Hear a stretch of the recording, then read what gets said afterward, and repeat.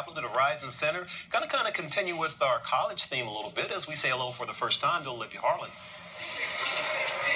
Hi, Andre. Well, right now, the college basketball world is kind of taking over, and everyone has their teams that they're picking, and Kirk Hinrich is a little bit conflicted. Of course, he played for Kansas, but under UNC head coach Roy Williams, so he said he is a little bit conflicted. Now, when he came in as a freshman at Kansas, he was a point guard, he was starting, they won the Big 12.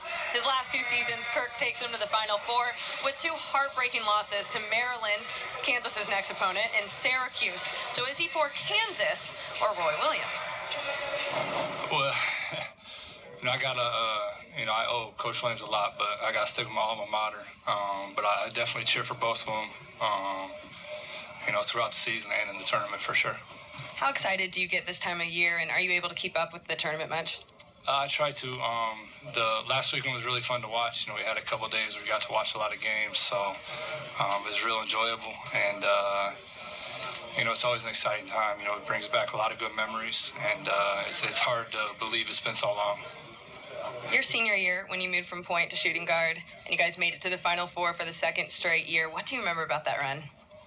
I just remember, we had, some tough times early in the year, but we had, a veteran group, a lot of, great guys, great character, a good coach, and, we were able to make somewhat of a run and just really remember the heartbreak at the end. And, of course, that heartbreak he's referring to is the three-point loss to Syracuse. Growing up in Kansas, I remember just that image of Kirk in the locker room crying. He had just missed a three-pointer, so I wasn't going to bring it up to him. He brought that one up. The only other Hawk with an alma mater still in the tournament is Mike Scott and his Virginia Cavaliers. Now, he was poised to have a great senior season under then new head coach Tony Bennett, but then he suffered an ankle injury. He got a medical red shirt, played his fifth year, led the ACC in field goal percentage, but his team only made it to the round of 64 that year.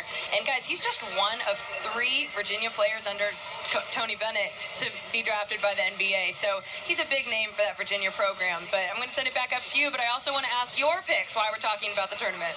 Well, I don't know about the pick, but we had a guy here that played in the tournament too, right? Absolutely. We made it to a Sweet 16 at Southern Illinois. But I tell you who my pick is this year, Andre. A little surprising.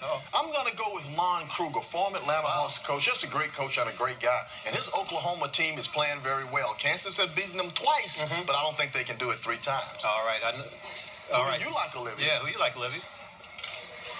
You guys know I'm so biased. I like Kansas so much. I like Bill Self a lot in that program, and I think they're just rolling now, and no one can stop them. I knew that you had that Kansas history in your back pocket, and I'm glad you didn't tell Kirk about when he was crying. Appreciate that. Look forward to your talk with Coach Bud a little bit later in the